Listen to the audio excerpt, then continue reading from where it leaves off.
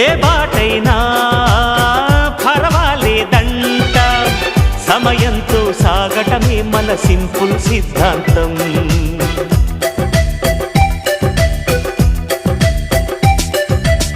చిరుగాలికి పరిమళమిచ్చే సిరిమల్లెల వనమై ఉందాం, గగనాన్ని నేలను కలిపే హరివిల్లుల వంతెన అవుదాం.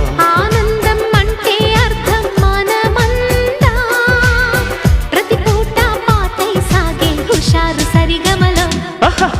ఎన్నో ఎన్నో రాగాలుండే సంగీతం కాదా, చల్లకి నవ్వుల కేరింత.